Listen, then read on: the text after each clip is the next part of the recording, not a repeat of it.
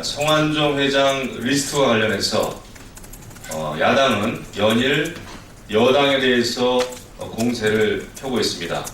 또 야당에서는 친박 게이트 대책위원회라는 그런 기구까지 만들어서 공세를 펴고 있습니다. 하지만 이 성완종 부정부패와 관련해서는 그 부정부패의 씨앗은 다름 아닌 참여정부 시절부터 싹트기 시작했다, 이렇게 말씀드릴 수가 있겠습니다.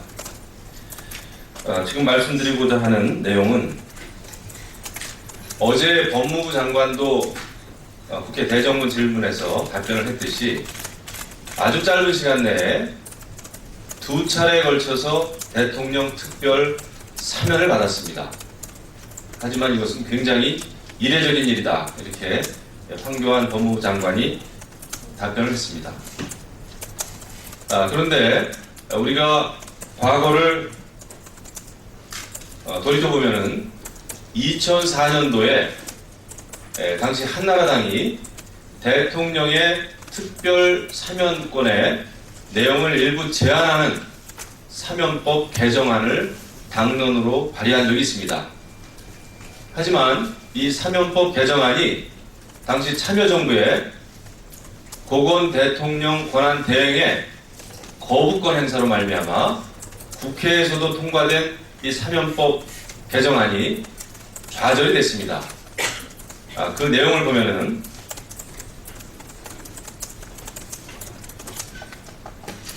그 형이 확정된 이후에 1년이 미만인 자에 대해서 특별 사면 등을 행할 때에는 국회의 동의를 필요로 하는 내용입니다.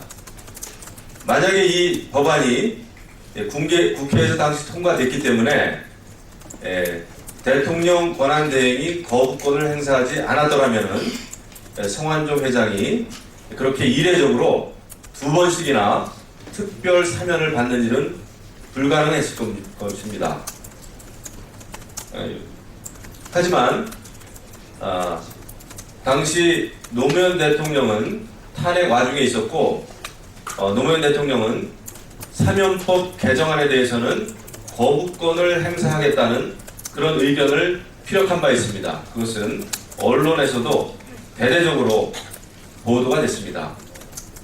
그리고 그에 따라서 당시 고건 대통령 권한 대행은 이 사면법 개정안에 대해서 거부권을 행사했습니다.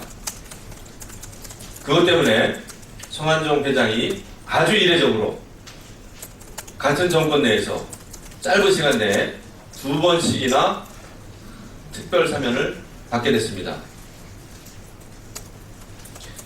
그 진행상을 보면은 2004년도입니다. 1월 30일에 한나라당 홍사덕 의원이 대표 발의를 했고 이 법안은 당론으로 발의가 됐습니다. 그리고 2004년 3월 2일에 국회 본회의에서 통과까지 됐습니다.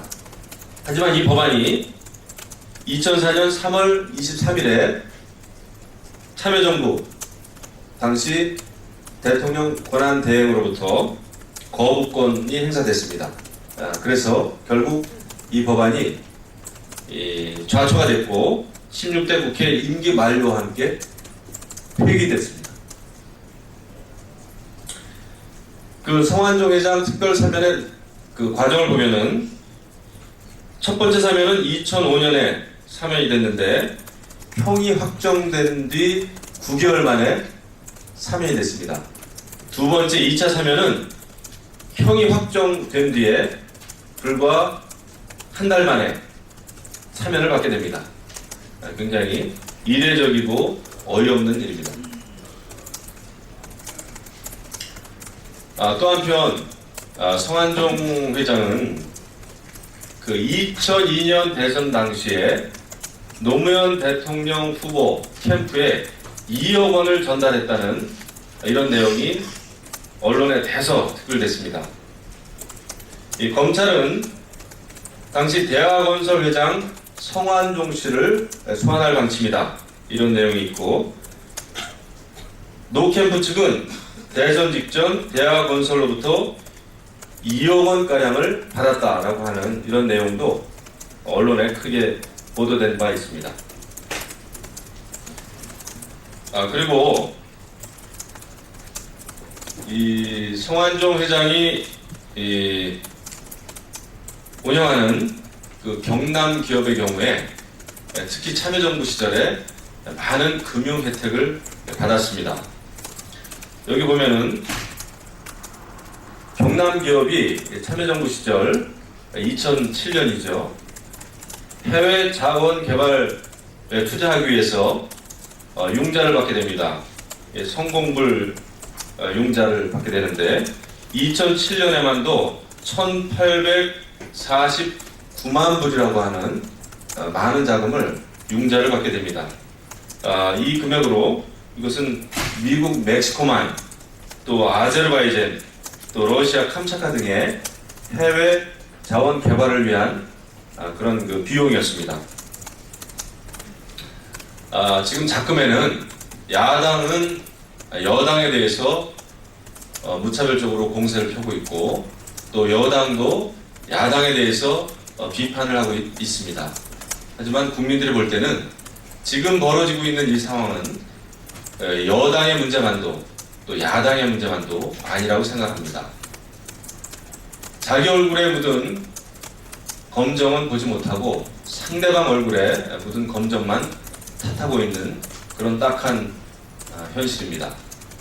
우리가 국민들로부터 이 정치권이 신뢰를 회복하기 위해서는 여와 야 따로 없이 우리 정치권 모두가 자성하고 자숙하고, 또 우리 검찰은 정말 성역 없이 수사를 조속히 완료해서 국민들에게 한 점 의혹을 남기지 않는 것이 필요한 일이다, 이렇게 생각을 합니다. 이상입니다.